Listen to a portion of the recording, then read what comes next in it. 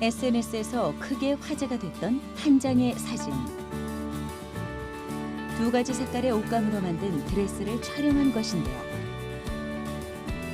똑같은 드레스 사진인데도 불구하고 어떤 사람들은 파랑과 검정색 계열, 또 다른 한쪽에선 흰색과 금색 계열이라고 답하며 확연한 입장 차이를 보였었죠.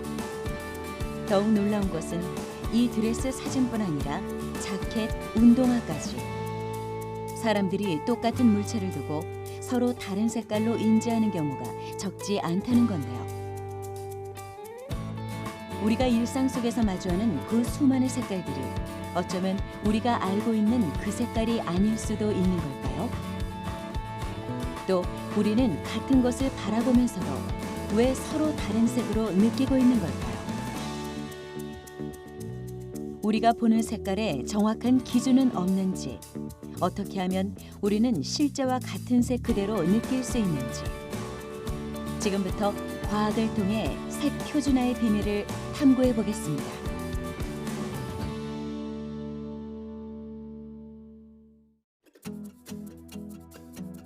알록달록 물든 단풍, 불그스름하게 저물어가는 노을빛, 푸르게 넘실대는 바다. 지구상에는 감히 그 수를 헤아리기 힘들 정도로 많은 색깔이 존재합니다. 그중에 사람이 눈으로 볼 수 있는 색깔은 대략 5만 가지에 불과하다는데요. 그 이유를 알기 위해서 우리는 사람이 어떻게 색을 인지하게 되는지 그 원리부터 살펴볼 필요가 있습니다. 색을 본다는 것은 빛이 우리 눈으로 들어와 시신경을 건드릴 경우 그 자극이 뇌의 시각 중추에 전달되면서 특정 감각을 일으키는 것을 말합니다. 이때 우리 눈에 들어오는 빛은 가시 영역에 해당하는 전자기파인데요. 그 파장의 길이는 보통 400에서 700 나노미터로 제한됩니다. 이때 파장이 가장 짧은 400 나노미터의 전자기파가 보라색, 가장 긴 700 나노미터의 전자기파는 빨강색으로 보이는 건데요. 우리가 흔히 말하는 무지개색은 바로 이런 전자기파 영역 내의 스펙트럼을 말하는 것이죠. 그런데 이런 전자기파는 연속적으로 변하는 속성을 가지고 있습니다. 또 색과 색 사이의 경계가 모호해서 그 차이를 구분하기도 힘들죠. 사람마다 조금씩 색을 다르게 보는 것은 바로 이런 이유 때문인데요. 한 걸음 깊게 들어가면 더 복합적인 요인이 얽혀 있습니다. 물리적으로 동일한 스펙트럼이 들어오면 사람 눈에 그 콘세포 세 종류, 우리가 쉽게 읽는 LMS로 부르거든요. 롱, 미들, 쇼트라고 해서 이제 빛을 흡수하는 파장대에 따라서 이제 세 개의 센서가 들어가 있습니다. 근데 이 센서 특성이 사람마다 조금씩 달라요. 그렇기 때문에 동일한 스펙트럼이 들어와도 사람마다 만들어지는 그 콘 시그널의 그 콘세포에서 만들어지는 신호의 크기가 다르게 나타나게 됩니다. 그리고 또 이걸로만 끝나는 게 아니라 다시 이 신호들이 결합된 상태에서 뇌에 가서 해석하는 과정에서도 이제 사람마다 조금씩 다르게 일어나기 때문에 이제 같은 스펙트럼이 들어와도 사람마다 인지되는 색깔이 이제 조금씩 달라지는 그런 현상이 발견이 되는 거죠. 우리가 색을 인지할 때 가장 중요한 역할을 하는 것은 바로 망막에 있는 원추세포입니다. 원뿔 모양으로 생긴 원추세포에는 각각 빨강과 녹색, 파란색 계열의 가시의 광선을 인식하는 세 가지 종류가 있는데요. 우리의 뇌는 바로 이 세 가지 원추세포를 통해 색에 대한 정보를 받아들이니 각각의 색이 어떤 비율로 섞였는지 해석하는 방식으로 색을 인지하게 되는 것이죠. 결국 색을 본다는 것은 주관의 영역. 사람마다 뇌에서 색을 해석해내는 비율이 다르기 때문에 같은 색을 보더라도 다르게 인식할 수 있습니다. 우리가 보는 현상을 객관화한다라고 하는 게 제가 하고 있는 색채 과학의 이제 기본이거든요. 그러니까 예전에는 실제로 우리가 보는 색이라고 하는 거는 물리적인 자극이 있고 그게 사람 눈에 들어왔어서 인지가 될 때 빛이라고 부르고 색이라고 부르는 거거든요. 그러니까 결국은 우리 뇌에서 일어나는 겁니다. 자연상에 존재하는 게 아니라 우리 뇌에서 존재를 하는 건데, 그러면 이게 내가 보는 빨간색이 다른 사람도 같은 빨간색으로 볼 거냐? 이제 이게 문제가 된 거죠. 그런데 실제로 저희가 그래서 사람들이 색을 인지하는 특성을 보는 다양한 실험 방법론이 있습니다. 우리의 뇌가 주변 환경에 따라 색을 얼마나 다르게 인지하는지 한눈에 알아볼 수 있는 실험이 있습니다. 먼저 24가지 색깔이 고르게 배열돼 있는 컬러 차트를 준비한 후 LED 조명 부스 안에 넣었습니다. 그리고 부스 안에 조명의 색깔을 다양하게 바꿔봤는데요.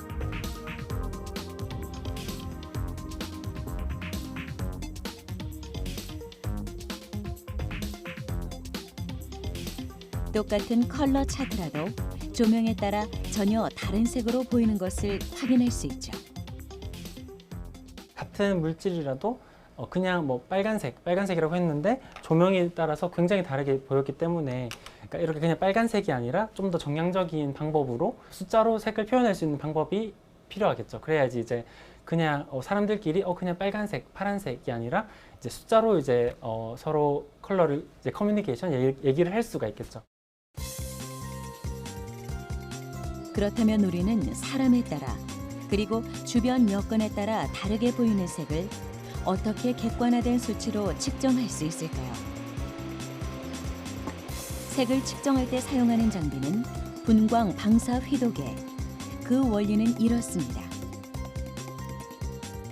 측정하고자 하는 색을 표준 조명 아래 두고 빛이 얼마나 반사되는지 그 양을 측정하는 건데요. 이렇게 측정된 값과 CIE 표준 관찰자 값의 평균치를 구하면 됩니다. 이 컬러 측정 장비는 이제 조명에 반사된 그 빛의 양을 측정을 하는 것이고요. 그리고 우리가 눈마다 우리 감광세포의 특징이 조금씩 다르잖아요. 그래서 이제 이 색채과학 분야에서는 이제 표준 관찰자라고 하는 게 있습니다. 이제 표준 관찰자라고 하는 것은 이제 우리 눈의 세 개의 원추 세포의 가시광선 영역 내의 민감도를 나타내는 것인데요. 이제 그 민감도 커브를 이용해서 이제 측정한 빛의 양을 같이 이제 계산을 해가지고 이제 X, Y, Z라는 값을 계산을 할 수가 있습니다. 네, 그래서 이제 색을 정량적으로 숫자를 표현할 수가 있는 것이죠. 여기서 표준 관찰자란 1931년 국제조명위원회에서 많은 사람들을 대상으로 색이 어떻게 달리 보이는지 실험한 후 그 평균값을 구한 것입니다. 그리고 이 값을 바탕으로 색 공간, 즉 색을 표시하는 3차원의 공간 좌표를 만들었는데요. 지금도 이 색 공간을 기준으로 색의 표준값을 구하고 있는 것이죠. 이렇게 분광 방사 휘도계를 통해 색을 측정하면 자동으로 표준 관찰자 값이 적용된 색의 수치가 XY, Z 값으로 나타납니다. 여기서 X와 Z 값은 색도, Y 값은 휘도, 즉 색의 밝기를 뜻한다고 하죠.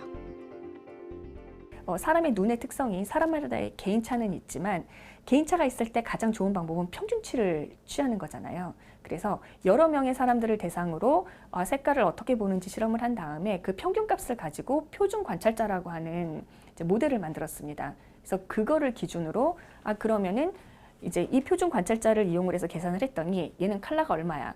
뭐 오차가 1.0보다 작아야 돼. 아니면 2.0보다 작아야 돼. 라는 식으로 구체적인 정량화된 값으로 이제 컬러 정보를 주고받을 수가 있게 되는 거죠. 이렇게 만들어진 CIE 색 공간은 색을 수학적으로 정의한 최초의 기준이 되었는데요. 왜 1930년대부터 색에 대한 기준이 필요했던 걸까요? 당시는 산업화가 막 시작되는 시기였습니다. 그리고 공장들이 들어서면서 대량 생산 시대가 열렸는데요. 똑같은 색깔의 제품을 많이 만들어내야 했기 때문에 색에 대한 정량화된 기준이 필요했던 것이죠. 그런데 최근 TV를 비롯한 각종 디지털 기기의 사용이 늘어나면서 하나의 변수가 생겼습니다. 우리는 그동안 태양빛이나 실내 조명에 의해 반사되는 아날로그 색만 봐왔는데요. 다양한 디스플레이를 통해 디지털 색을 접하는 기회가 많아지면서 여기에 맞는 기준도 필요해진 것이죠.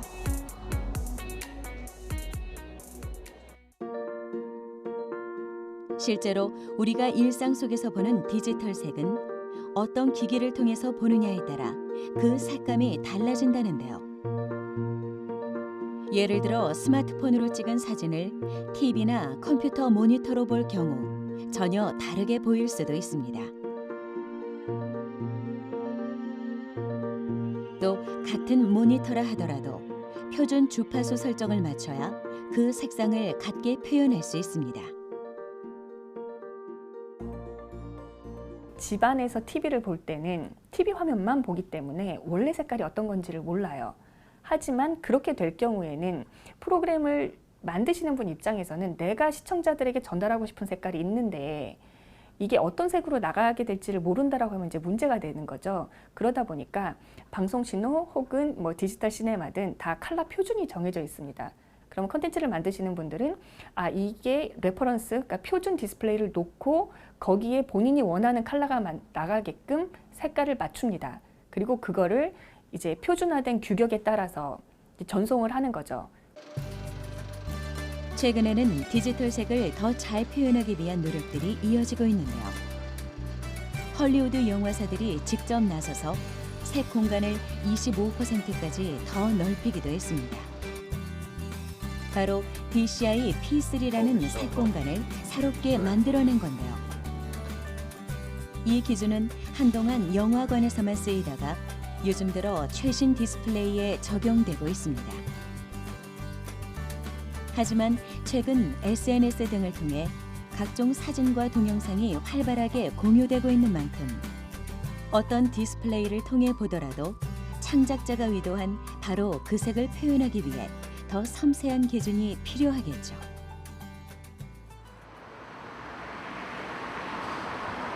디지털 기기를 활용해 사진이나 영상 작업을 하는 사람들은 색 표준화에 대해 어떤 생각을 가지고 있을까요? 이곳은 디지털 사진을 인화해 주는 곳입니다. 전문 사진 작가들을 비롯해 자신이 직접 촬영한 사진을 프린트하려는 일반인들까지 사진 인화 작업을 필요로 하는 다양한 사람들이 이곳을 즐겨 찾는데요. 이 작업에서 가장 중요한 것은 고객이 의도한 대로 사진의 색감을 잘 살려서 프린트하는 것. 하지만 각자 사용하는 디지털 기기가 다르다 보니 생각처럼 쉽지 않습니다. 좀 어려운 부분은 보통 핸드폰이나 그 모니터로 사진을 보시잖아요. 그럼 그거를 프린트를 했을 때 자기가 본 거랑 왜 다르게 나오지? 이런 생각을 많이 하시거든요. 근데 그 부분이 사실은 가장 어려운데 우리가 쓰는 핸드폰이랑 모니터들이 갖고 있는 표현하는 색들이 사실 다 달라서, 그리고 밝기나 이런 것들이 다르기 때문에 완벽하게 같을 수가 없거든요. 사진을 찍는 카메라부터 보정 작업을 거치는 모니터까지 고객의 작업 환경이 저마다 다르기 때문에 프린트를 하기 전 반드시 거쳐야 할 과정이 있습니다. 바로 스튜디오에 설치된 모니터 화면을 통해 함께 사진을 보며 고객이 처음 의도한 그 색이 맞는지 확인하는 건데요. 두 사람이 하나의 모니터를 보고 확인해야 서로가 느끼는 색의 오차를 조금이라도 더 줄일 수 있기 때문이죠. 모니터 회사는 여러 가지가 있고요. 근데 저희들이 쓰는 조금 더 전문성 있는 색을 조절하기 위해서는 보통 일반 분들이 사용하시는 모니터 같은 경우에는 세부 조정이 안 돼요. 콘트라스트, 뭐 혹은 밝기, 아니면 색 공간이라든지 그런 것들이 세부 조절이 안 되는데 저희 같은 경우에는 아무래도 좀 더 세밀한 색 작업을 해야 되다 보니까 그런 것들을 저희가 직접 컨트롤할 수 있는 모니터를 사용하고 있어요. 고객이 원하는 색감을 찾았을 경우 다시 한번 보정 작업을 거치게 되는데요. 필요에 따라 색의 밝기와 명암, 색감 등을 세밀하게 조절하는 것입니다. 고객이 사진을 통해 표현하고자 하는 색깔을 최대한 있는 그대로 구현해내기 위해서인데요. 이때 스튜디오 내부의 조명 기기들은 최대한 어둡게 조절하는 것이 좋습니다.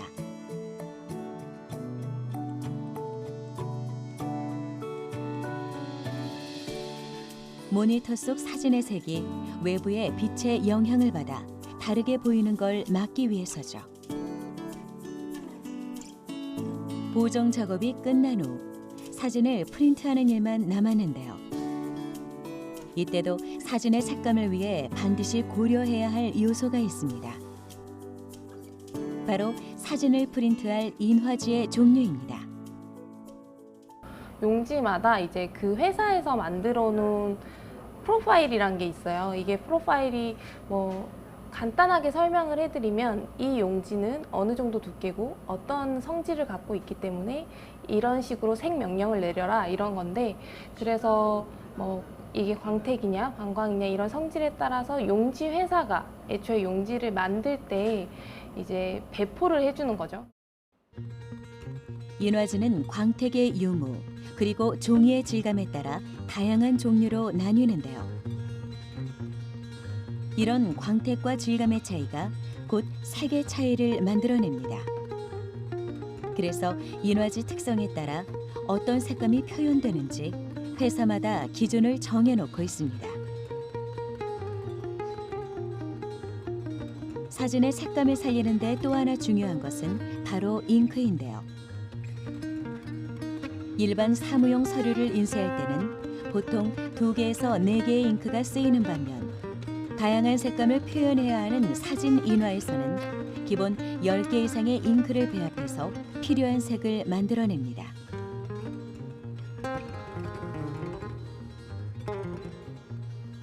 최근에는 잉크를 분사하는 방식으로 종이에 색을 입히는 잉크젯 프린트기를 주로 사용하는데요.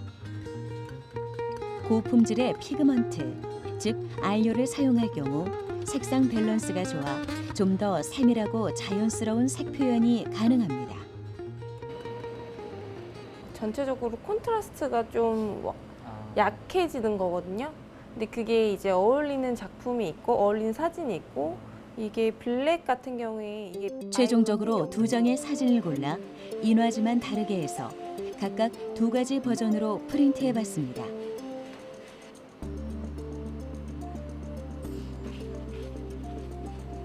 보시다시피 똑같은 사진이지만 인화지에 따라 색감의 톤과 밝기가 확연히 다르다는 것을 확인할 수 있는데요.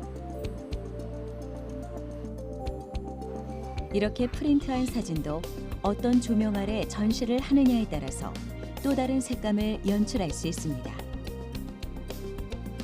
결국 사진을 통해 어떤 색감을 표현하고자 한다면 전시 장소의 조명까지 고려해야 비로소 완성되는 것이죠. 같은 색을 보더라도 이게 실제로 갖고 있는 색이 있지만 사람이 시각으로 받아들이고 그리고 그거를 머릿속으로 생각하는 색은 다 차이가 있는 거거든요. 그러니까 그런 것들을 어떻게 잘 표현을 하느냐가 중요한 것 같아요, 저한테는. 자연에 존재하는 수많은 색 중에 사람이 육안으로 볼 수 있는 색은 약 5만 가지. 그 중에서 우리가 기술적으로 표현할 수 있는 색은 최대 3천 가지 정도에 불과하다고 하죠. 그마저도 색을 표현할 때 사용하는 도구에 따라서 크고 작은 오차가 생겨왔는데요. 어쩌면 빛의 속성을 지닌 색을 하나의 기준으로 만들어 표준화한다는 것은 애초에 불가능한 일이었는지 모릅니다.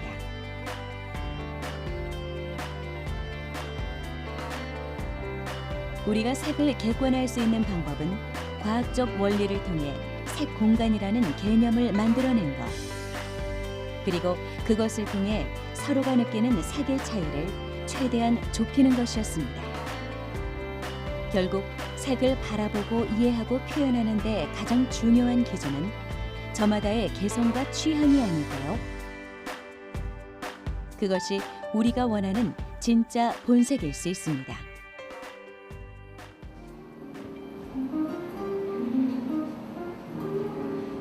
다채로운 색채를 눈으로 확인할 수 있는 곳. 이곳에선 색에 대한 기본 개념부터 색이 주는 감정, 내가 원하는 나만의 색깔을 찾기까지 다양한 컬러 아트가 전시되어 있는데요.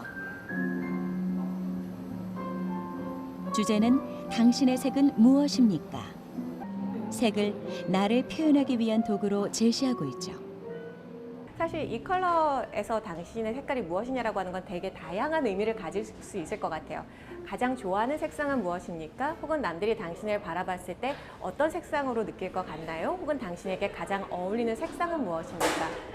사실 색상, 색채 하면은 마치 디자이너들만 다룰 거라고 생각을 할 수가 있는데 우리가 매일매일 다른 옷을 입고 화장을 하고 뭐 헤어를 만지고 이런 것들이 색이 이제 나랑 항상 늘 가까이 있는 것들이거든요. 그래서 나를 중심으로 해서 조금 더 색에 대해서 관심을 가져봤으면 좋겠다라는 의도에서 What's Your Color라고 전시를 기획하게 됐습니다.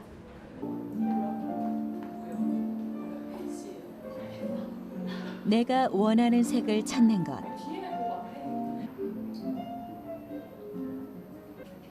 색은 전문가들의 영역이라는 고정관념에서 벗어나 자신만의 색을 찾아 이를 활용하는 사람들의 범위가 한층 넓어졌는데요.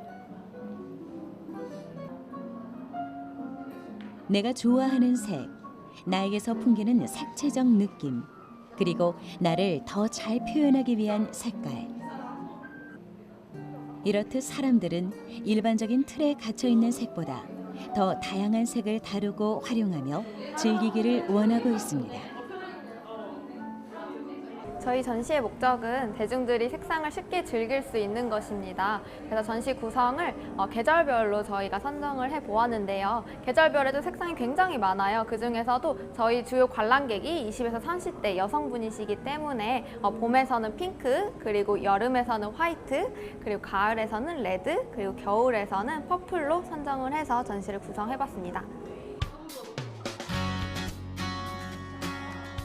이곳에서 색은 표현의 도구입니다. 봄, 여름, 가을, 겨울 그 분위기를 담은 색채를 통해 고유의 이미지를 표현해낼 수 있죠. 그만큼 색에는 표현의 힘이 깃들어 있는데요.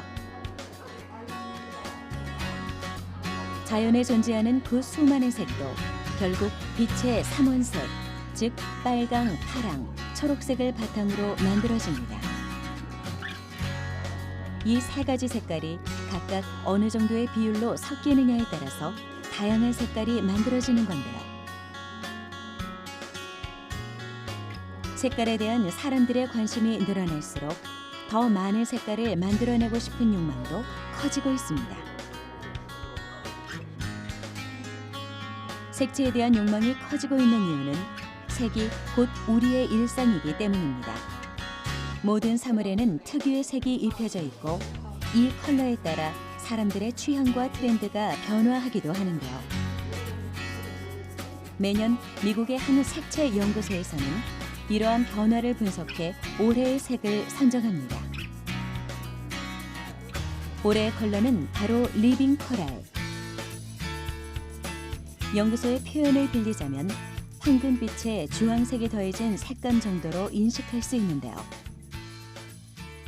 색을 느끼는 게 이제 색감각이라는 굉장히 감성적인 반응에서 이루어지는 거기 때문에 그 시대상의 정서를 가장 많이 반영을 하고 있습니다. 그래서 예를 들면 조금 더 편안한 어떤 그러한 뉘앙스를 좋아하는 시대에서는 내추럴한 브라운이라든지 그린 색상들을 선호하게 되고요. 뭔가 조금 더 이제 현실에서 새로운 어떤 그 도전이라든지 도약이라든지 판타지를 꿈꿀 때는 좀 더 강한 컬러들을 이제 하게 되어 있어요. 그래서 그 시대상의 뭐 경제적인, 사회적인 이런 다양한 시대상을 통해서 사람들이 어떤 것을 꿈꾸는가, 어떤 것들을 좋아하는가 것인가를 이제 전문 기관들이 연구를 해서 사람들이 좋아하는 색상들을 이제 선정을 하고 있습니다. 대중들은 심리적 변화에 따라 자연스럽게 올해의 컬러를 선택하게 된다고 하는데요. 리빙 코랄은 바닷속 살아있는 산호초로부터 영감을 받은 컬러입니다. 해양 생물의 먹이이자 안식처인 산호초처럼 현대인들에게 편안함과 활력을 불어넣어준다는 의미를 담고 있습니다. 리빙 코랄은 약간 주황색이랑 분홍색이 섞인 색이라고 생각이 하고 되게 사랑스러운 색깔 같아요. 조금 저 색깔을 통해서 이제 추운 겨울에 저 색을 보면 조금 더 따뜻해지는 느낌도 들 수 있을 것 같고, 그리고 약간 활기찬 느낌 같은 것도 받을 수가 있을 것 같아요. 색이 주는 감정과 분위기 때문에 사람들은 나의 모습과 개성을 표현하기 위해 색을 활용하기 시작했습니다. 이를 대변하듯 보다 나에게 잘 어울리는 색감을 찾아내는 것이 하나의 트렌드로 자리 잡았죠.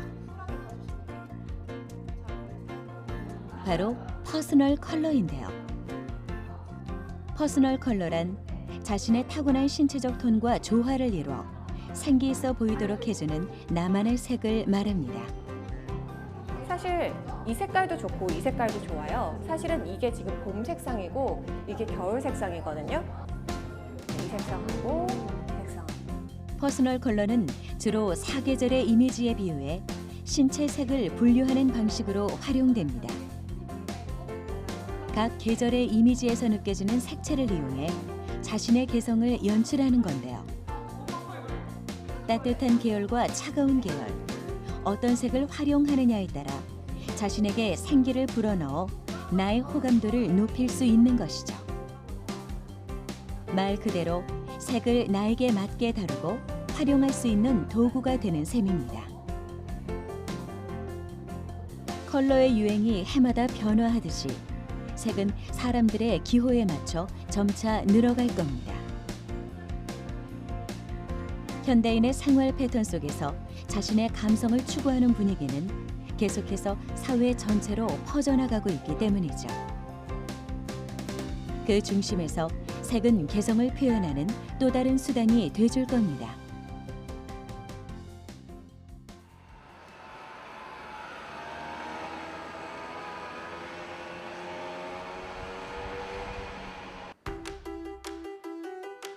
색에 대한 관심이 높아질수록 우리는 더 많은, 더 다채로운 색을 원하게 될 겁니다.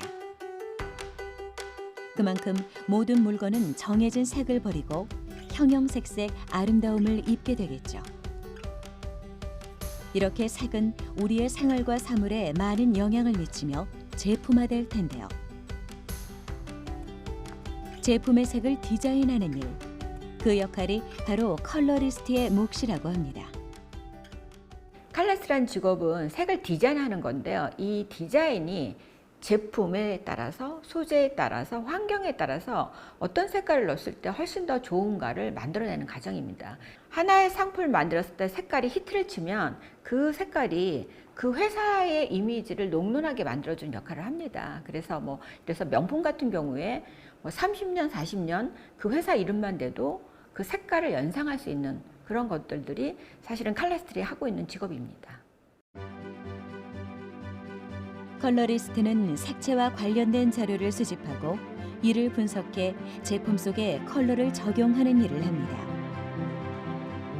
여러 컬러 중에서도 브랜드에 맞는 색채를 직접 선정해 기획하는데요. 제품의 디자인이나 소재가 결정되면 섬유, 잉크, 화장품, 플라스틱 등 각 소재별 활용성이 높은 색채의 비율을 제안하죠.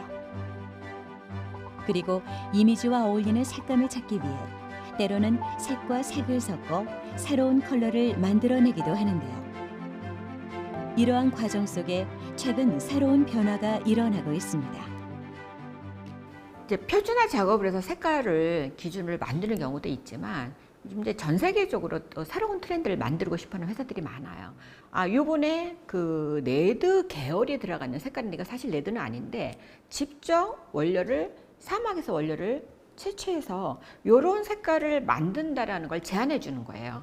그 회사만의 독특한 자기만의 색깔을 만들기 위해서 이 자연의 색깔을 오히려 땅에서 채취하고 발굴하고 소재를 갖고 오고 하는 것들을, 이러한 색깔들을 제품에 그대로 응용하는 거죠.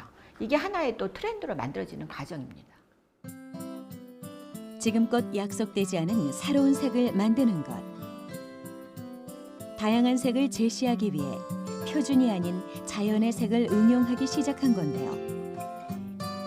인위적인 색이 주는 어색함을 피하고 자연의 고유하면서도 특징적인 느낌을 살리면 독특한 감성을 자아낼 수 있다고 합니다. 그리고 이렇게 개발된 색채는 브랜드의 이미지를 강하게 각인시키는 역할을 합니다. 색채를 통해 제품의 개성이 잘 드러나야 소비자들의 마음을 쉽게 훔칠 수 있죠. 그래서 색채는 제품 디자인에 있어서 꽤 중요한 요소로 작용하는데요. 이는 결국 브랜드만의 고유한 색, 고유한 이름을 부여받아 우리 생활 속에 또 하나의 표준색으로 자리 잡을 겁니다. 생활 속에서 우리가 산소를 보고 호흡하듯이 내가 눈을 뜨면서 모든 색깔을 보거든요. 인간이 하루에 보고 느낄 수 있는 색깔이 3,000가지 정도 된대요. 이 3,000가지 색깔을 계속 똑같이 보면 내가 좋아하는 색깔, 싫어하는 색깔이 그 환경에서 나오기 시작을 해요. 근데 이런 색깔들이 조금 더 우리가 환경적으로 적용을 하다 보면 많은 사람들이 길에서 보고 집에서 보는 색깔을 보면서 자기의 감성도가 높아지고 상상력이 높아지면서 새로운 트렌드를 창출해낼 수 있습니다.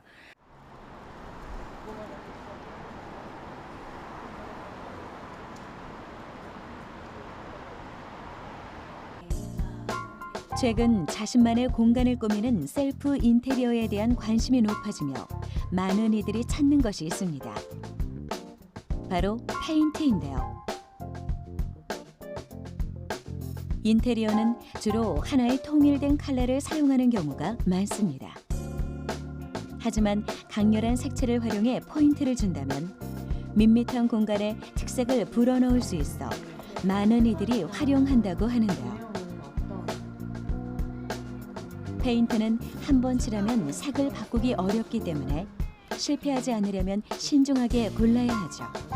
그래서 직접 방문해 원하는 색을 찾거나 만드는 과정이 필요합니다. 직접 눈으로 확인하는 색이 정확하기 때문이죠.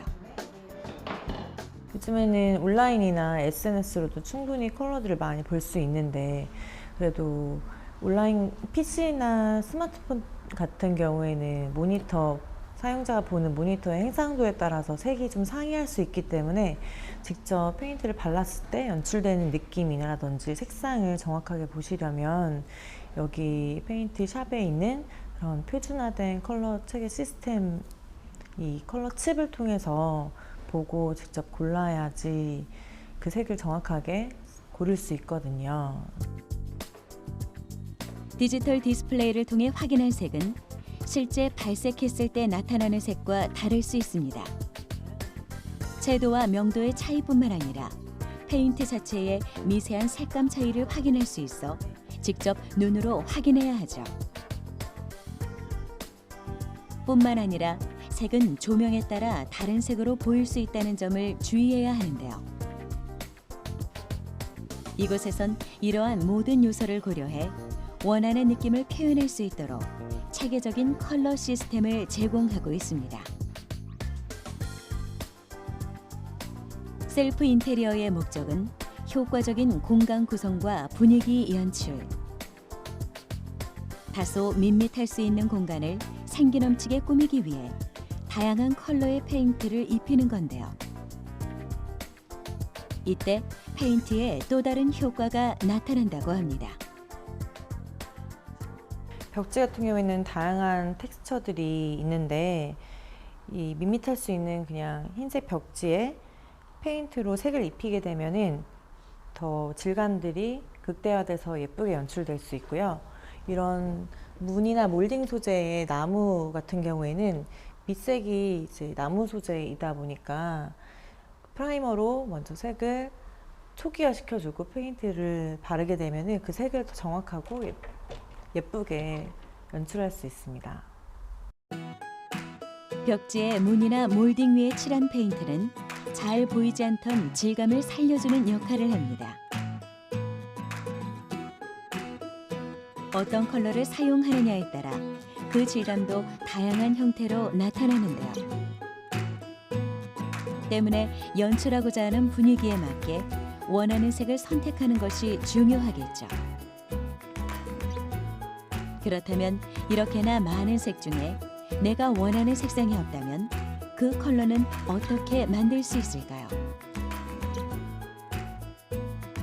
컬러 페인트의 제조 과정을 살펴보겠습니다.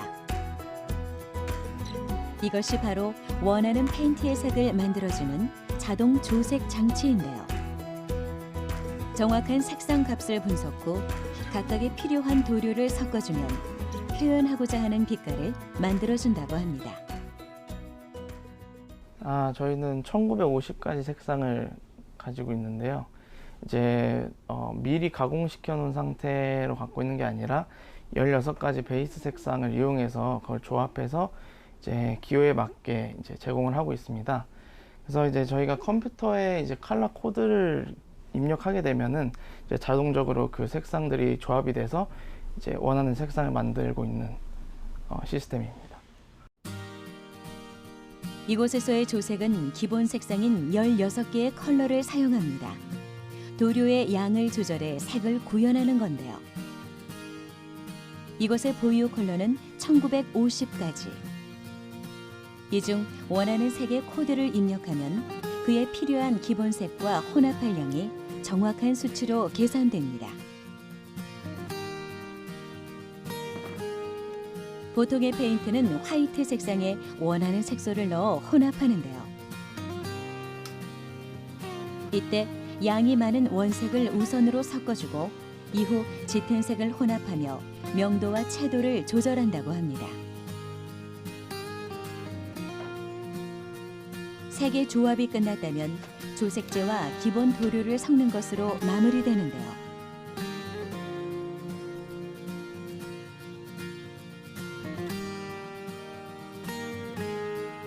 이 과정을 통해 원하는 색을 실패 없이 동일하게 얻을 수 있다고 합니다.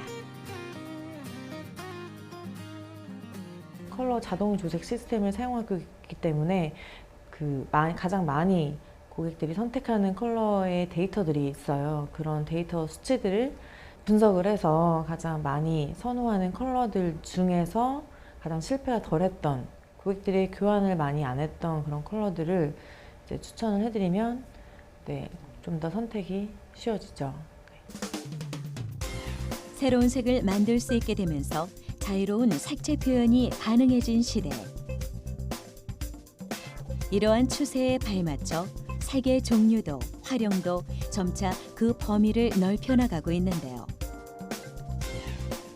만약 자신이 원하는 대로 특정 색을 만들고 싶다면 기존에 표준화되어 있는 색채들과 더불어 주변 환경과 자연에 물든 색까지 더 깊이 관찰하고 이해하는 과정이 필요할 겁니다.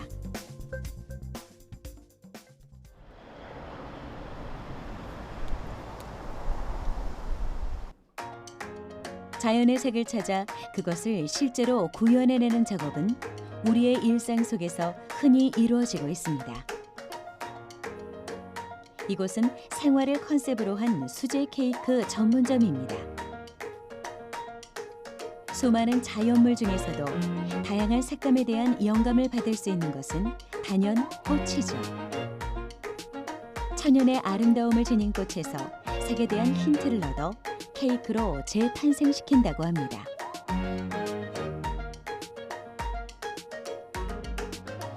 꽃에는 은은한 색부터 깊고 진한 색까지 그 계열도 빨강이나 파랑, 노랑 등 총 천연색을 띠고 있는데요. 이러한 자연의 색감을 이용해 형태와 질감, 색의 변화까지 생화 그대로를 구현한다고 합니다. 앙금플라워 같은 경우는 보통 천연 색소를 많이 사용을 하고 있어요. 그래서 천연색, 우리 비트 가루라던가 이런 색 같은 경우는 비트 가루를 주로 많이 사용을 했고요. 비트 가루랑 이제 일반적으로 하얀색 색소를 섞어서 명암, 색감을 표현을 하기도 해요. 생화의 색을 내는 재료는 천연 색소입니다.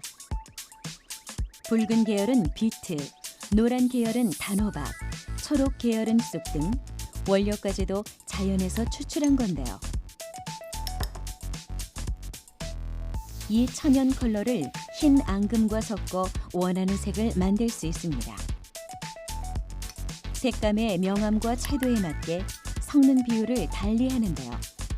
천연 색소를 사용하면 마치 한 붓으로 그린 듯 생화의 자연스럽고 부드러운 느낌을 표현할 수 있다고 합니다. 특히 하나의 꽃을 만들 때 단색을 쓰지 않도록 하는 것이 중요합니다. 개체마다 나타나는 꽃잎의 조직이나 얼룩, 빛을 받은 부분까지 세밀하게 작업해야 하는데요. 생화의 모습을 재현하는 과정. 이 속에서 색소는 꽃 한 송이를 완성하기 위해 반드시 이해해야 할 필수 요소입니다. 자칫 인위적인 색이 나오지 않도록 너무 밝고 강렬하게 표현된 컬러는 무게감 있는 바른 톤으로 맞춰주는데요. 이를 통해 색의 온도를 조절할 수 있어 실제와 같은 꽃을 만들 수 있다고 합니다. 생화 같은 경우는 실제로 저희가 상상할 그냥 쉽게 보실 수 있는 컬러가 아닌 정말 색다른 컬러들도 참 많거든요. 그래서 그냥 습관적으로 그 컬러들을 좀 많이 분해를 하려고 보는 편이에요. 정말 멍하니 꽃만 보거든요. 그러니까 자연에 기본적으로 우리가 보이는 색깔들은 꽃들이 항상 가지고 있거든요. 걔네들을 약간씩 섞어요. 그러면은 쉽게 갈색을 넣었을 때는 꽃이 약간 시들었을 때 빈티지한 느낌이 나기도 하고 연두색이 들어갔을 때는 좀 생생한 느낌이 나기도 하면서 애들이 정말 꽃처럼 보여지거든요. 앙금 플라워의 핵심은 단연 생화를 얼마만큼 사실적으로 구현해 내느냐겠죠. 이제 막 자라기 시작한 연한 색을 시작으로 농익으며 나타나는 본연의 색이 되기까지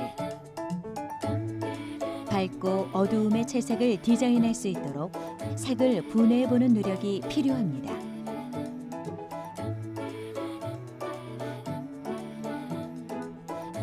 천연 색소보다 더욱 생생한 꽃의 느낌을 원한다면 또 다른 원료인 식용 색소를 사용할 수 있습니다. 식용 색소는 원료 자체에서 주는 진한 색감으로 발랄하고 활기찬 느낌을 주는데 효과적인데요. 하지만 얘는 자칫 인위적인 느낌을 줄 수 있습니다. 마치 사탕처럼 톡톡 튀는 색깔들. 이 때문에 식용 색소를 사용할 시에는 톤 다운을 통해 색을 연출한다고 합니다. 물감에서랑 식용색소에서랑 천연색소에서 구현하는 색감이 같은 빨간 톤이나 노란 톤을 하더라도 느낌이 달라져요. 많이 달라지고 있어서 톤 다운이 저 같은 경우는 생화 같은 느낌을 많이 내려고 하는 편이라서 이게 너무 이렇게 쨍한 컬러들처럼 나오지 않게 좀 톤 다운을 한다던가 아니면은 천연색소는 조금 더 톤업을 한다던가를 많이 하고 있어요. 톤 다운이란 색조나 명암 또는 색채를 낮추는 작업을 말합니다. 크림 원료의 흰색 베이스의 비율을 높이거나 갈색 또는 보라색 등 표현하고자 하는 색의 반대색을 섞어주는 건데요. 이를 활용하면 자연스러운 꽃의 표현과 함께 그라데이션 작업이 한결 수월해진다고 합니다.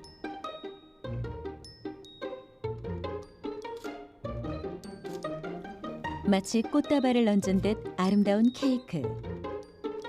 우리 눈에 비친 생화 본연의 색을 구현하는 과정에서 색채의 무한한 가능성이 다시 한번 빛을 발하는데요. 앙금 플라워로 생화를 만들어내는 능력. 이는 색에 대한 충분한 이해가 바탕이 됐기 때문에 가능한 일입니다. 그녀는 색채 전문가이기도 한데요. 이전부터 그래픽 디자이너로 활동하며 색을 익혔지만 실제와 가까운 꽃을 완전히 구현하기 위해 여전히 연구를 멈추지 않는다고 합니다. 그래서 기본적으로 재질 그리고 재질, 뭐 소재에 따라서 섞을 수 있는 그게 달라지기 때문에 저도 물감 컬러리스트 자격증도 있고 뭐 이런 거가 다 있는데 사실 기계처럼 나오거든요. 물감으로 할 때는. 근데 식용색소는 안 될 때가 많아요. 저도 그래서 가급적 많이 섞어보죠. 이거를 고정적으로 제가 자주 내는 색깔이 아니면 저도 항상 좀 도전하는 느낌으로 하는 편이기는 해요. 자연에서 색을 찾고 이를 현실로 만드는 일. 물론 색을 이해한다고 해서 만드는 일이 결코 쉬운 것은 아닙니다. 하지만 구현에 실패했다고 생각한 색도 결국 우리가 몰랐던 다른 색이라는 의미죠. 그만큼 우리는 이름 모를 세상의 색깔을 계속해서 만들어내고 있는 것이 아닐까요?